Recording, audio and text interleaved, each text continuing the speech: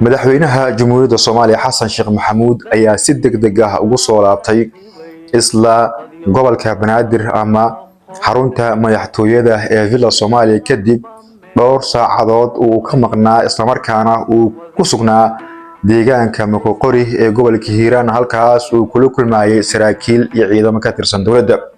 Haddaba maxay tahay sababta uu madaxweynaha u soo laabtay? maxaase ka jira qodobadan hadda soo baxaya ee ku saabsan soo laabashada madaxweynaha iyo degdega keenay in uu villada ugu soo laabto? xogtaas ayaan idinku soo gudbin doonaa iyo kulamadii ugu dambeeyay. waxaase marka hore idinka codsanayaa inaad muuqaalkeena soo gudbisaan, like-gareysaan, share-gareysaan haddii aad nagala socoto barteena Facebook, share-gare haddii aad nagala socoto barteena YouTube-na subscribe noo saar. madaxweynaha Soomaaliya ayaa maalin ka hor kadib markii uu ka baxay magaalada caasimadda ee Muqdisho wuxuu gaaray gobolka Hiiraan gaar ahaan Moqokori.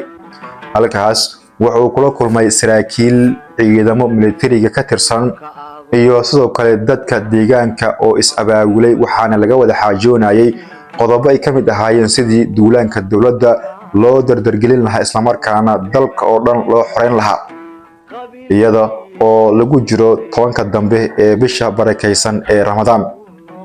madaxweynaha ayaa inta uu joogay saacadaha gobolkaasi Hiiraan gaar ahaan deegaanka Moqokori la yiraahdo waxa uu la kulmay taliyaha ciidanka nabad sugidda ee dowladda federaalka iyo sidoo kale saraakiisha ciidanka dowladda ee gobolkaasi Hiiraan. qodobo ay ka mid yihiin dardargelinta dagaalka iyo in ay si wada jir ah uga qayb qaataan shacabka iyo qodobo kale oo la isku fahmi waayay ayay ka wada hadleen. qodobada aan helnay ee la isku fahmi waayay waxaa ka mid ah in dowladda Soomaaliya lagu xoojiyo marka hore in ay dhameystirto saanada military ee ciidamada dadka deegaanka ah ee is-abaabulaya iyo in ay meel ku ogaato marka hore xuquuqda dadka dhaawacma iyo kuwa dhinta intaba. dowladda gaar ahaan madaxweynaha iyo xubnaha la socday ayaa sheegay in qodobadaasi ay dib ka soo sheegi doonaan waxa go'aan ay ka gaaraan. ha yeeshee waxay culays ku saareen dadka deegaanka in dagaalka dowladda lagu taageero. labadaasi qodob ayaa noqdeen kuwa dhaqaajin waayay shirka keenay in madaxweynaha Soomaaliya si degdeg ah ugu soo laabto magaalada caasimadda ah ee Muqdisho. sidoo kale dadka deegaanka iyo odaasha dhaqanka iyo madaxweynaha iyo xubnaha la socday ayaa isku fahmi waayay qaabka jiho iyo dhinacyada weerarka laga qaadayo oo aragtiyo kala duwan laga soo jeediyay. ha yeeshee dowladda hal go'aan ay ku dhigtay oo ah in iyada ay go'aaminayso meelaha weerarka laga qaadayo, taas oo iyadana ka mid ah qodobada la isku mari waayay. haddaba si kastaba ha ahaatee iyada oo shirka socdo ayuu madaxweynaha Soomaaliya Xasan Sheekh Maxamuud si degdeg ah ugu soo laabtay gobolka Banaadir gaar ahaan Villa Soomaaliya.